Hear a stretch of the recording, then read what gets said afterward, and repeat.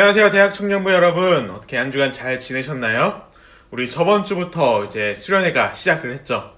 그래서 이제 저번 주 첫 시간 때 하루에 적어도 10분씩은 대학부 친구들을 위해 우리 함께 기도하자고 했는데, 매일매일 자기가 정한 기도 시간 잊지 않고 대학부를 위해 함께 기도하면서 나아갔으면 좋겠습니다. 그러니까 아직 기도 제목을 올리지 못한 친구가 있으면 우리 단톡방에 올려주세요. 그러면 전도사님과 우리 친구들이 함께 기도하겠습니다. 그리고 함께 기도해 주실 거죠? 네, 우리 저번 주에는 이제 본디오 빌라도에게 고난을 받으사라는 내용을 가지고 나누면서 우리는 고난을 받으시고 십자가에 달려 죽으신 예수님을 바라봐야 된다고 이야기를 했어요.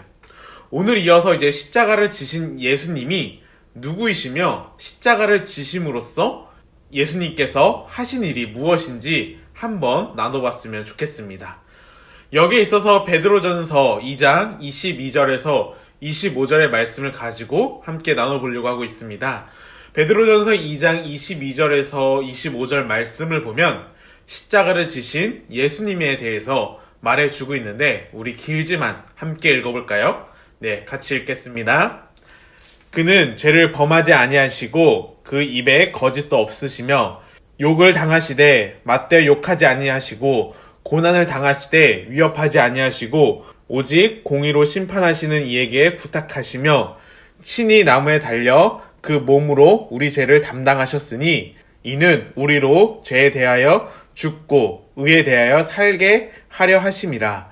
그가 채찍에 맞음으로 너희는 나음을 얻었나니 너희가 전에는 양과 같이 길을 잃더니 이제는 너희 영혼의 목자와 감독 되신 이에게 돌아왔느니라. 아멘. 우리 말씀을 통해 함께 나눠볼 그 첫 번째 예수님의 모습은 아무런 죄가 없다라는 것입니다. 22절에서도 말씀해 주고 있는데, 본디오 빌라도도 이 사실을 말했죠. 내가 가까이서 보니 이 사람에게는 죄가 없다. 우리 성경에서 하나님께 이제 제사를 드리는 모습을 보면 중요한 사실이 있는데, 죄인인 사람이 하나님께 나아가기 위해서는 먼저 그 죄의 대가로 동물 제사로 드렸는데, 중요한 것은 동물을 고를 때 흠이 없는 동물이어야 한다라는 것입니다. 그러니까 내가 키우던 양들 중에서, 내가 키우던 다른 동물들 중에서 흠이 있어 팔지도 못하고 먹지도 못하는 것이 아니라 흠이 없는 동물을 가지고 하나님께 나아갔다라는 거죠. 왜 그럴까요? 언젠간 우리를 위하여 대신 죽으실 그분이 흠이 없으심을 보여주기 위함이죠. 이를 고린도후서 5장 21절에 보면 하나님이 죄를 알지도 못하신 이를 우리를 대신하여 죄로 삼으신 것은 우리로 하여금 그 안에서 하나님의 의가 되게 하려 하심이다 라고 말하고 있습니다. 하나님께서는 죄를 알지도 못하신 예수님을 성령으로 말미암아 이 세상 가운데 보내시고, 그리고 우리를 대신해서 죄로 삼으셨습니다. 예수님께로 우리의 흠이, 우리의 죄가 옮겨지심으로 이제는 하나님의 의가 예수님 안에 있는 우리에게 임할 수 있게 되었습니다. 예수님께서 십자가에 달려 돌아가실 때 말씀하신 것 중에서 하나가 다 이루었다라고 말씀하셨죠. 이는 하나님 아버지께서 맡겨주신 그 구속사역을 다 이루셨다라는 말씀이죠. 무엇이 우리의 죄를 씻을 수 있을까요? 우리의 행동과 선행일까요? 사람들의 사상이나 철학이나 종교가 우리의 죄를 씻을 수 있을까요? 하나님께서 주신 대답은 흠 없는 어린 양의 피로 말미암아 우리의 죄가 씻어질 것이라는 것입니다. 예수님이 십자가에 달려 죽으시면서 다 이루었다라고 말씀하신 것은 이제 예수님의 피로 말미암아 믿는 자들의 죄가 깨끗이 씻어지게 되었다는 말씀입니다. 우리 두 번째로는 예수님께서는 순종하셨다라는 것입니다. 십자가의 길이 자신에게 주어진 길인 것을 알고 끝까지 그 길을 걸어가셨습니다. 세례 요한이 예수님을 가리켜 어떻게 이야기했었죠? 보라, 세상의 죄를 지고 가는 하나님의 어린 양이로다 라고 이야기를 했습니다. 찾아보니까는 어린 양은 대항하지 않는다라고 이야기를 하더라고요. 양들이 털을 깎을 때도, 심지어 도살을 당할 때도 대항을 하지 않는다고 합니다. 그래서 하나님의 어린 양으로 이 땅에 오신 그 예수님을 이사야 선지자는 이렇게 예언을 했는데, 이사야 53장 7절에 보면은 그가 곤욕을 당하여 괴로울 때에도 그의 입을 열지 아니하였으며 마치 도수장으로 끌려가는 어린 양과 털 깎는 자 앞에서 잠잠한 어린 양 같이 그의 입을 열지 아니하였도다 라고 말하고 있습니다. 이것이 예수님의 모습이죠. 끝까지 순종하시며 그 길을 가셨습니다. 그 이유가 바로 우리를 살리기 위해 우리 때문에 그 길을 순종하며 걸어가셨습니다. 세 번째로 살펴볼 수 있는 것은 예수님께서는 우리의 죄를 담당하셨다라는 것입니다. 이 부분에 있어서는 자세한 이야기는 우리 저번 주에 이제 이야기를 해서 짧게 이야기를 하자면 우리가 하나님과 원수되었던 것은 우리의 죄를 향한 하나님의 진노와 저주 때문이라고 성경은 말하고 있습니다. 이에 예수님께서는 하나님의 진노를 충족하는 희생 제물로 십자가에 달려 죽으셨다라는 것입니다.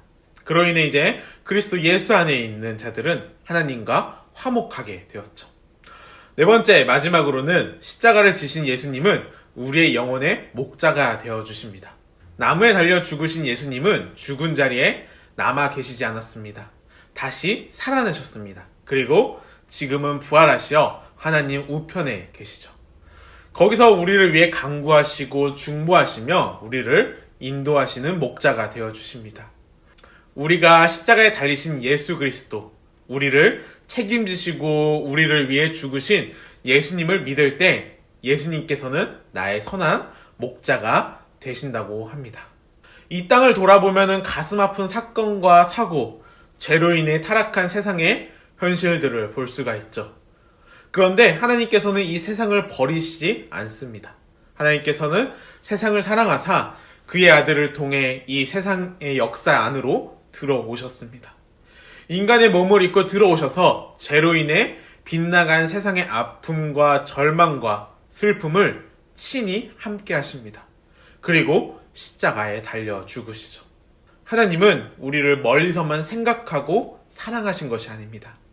우리의 인간의 역사 안에 들어오셔서 이 타락한 이 세상에서 우리와 함께 하시며 함께 아픔을 지니며 모든 곤욕을 자신의 몸에 지니고 죽으셨습니다. 그리고 다시 살아나셨습니다. 이러한 예수님께서 우리의 목자가 되어주신다면 우리는 인생을 새롭게 볼 수 있게 됩니다.